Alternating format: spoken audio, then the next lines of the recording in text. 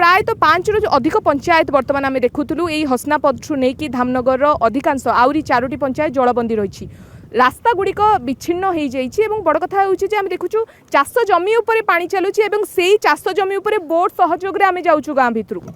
निश्चित देखिए जब कह जो भौगोलिक स्थिति एठाकर जो जगार आम जाऊँगी ये गोटे स्थायी प्रतिकार दरकार अनेक दिन धरिकी जो दाबी रही है भौगोलिक स्थिति जोड़ा रोचे बैतरणी और तार शाखा नदी जो कोचिला ये दुईटी नदी जो संजोग होती सेटार एक घेरीबंध दरकार यदि घेरीबंधा हुआ ताल ये जो पानी जो ओवरफ्लो होची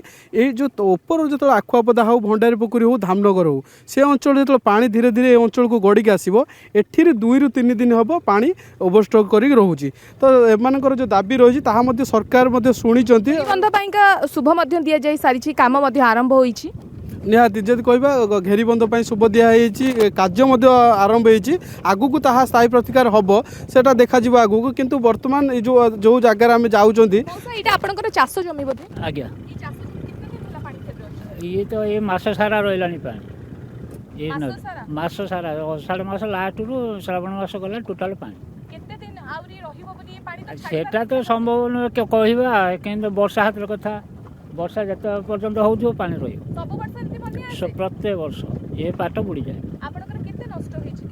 बहुत बड़े ये 2टा पाट टोटाल आमर ये 3टा 4टा पाट एपाटी सेपाटी लगे सब जमी बुड़ी जाइए चाष चाष आम एपटे बर्तमान धान चाष होती आ जो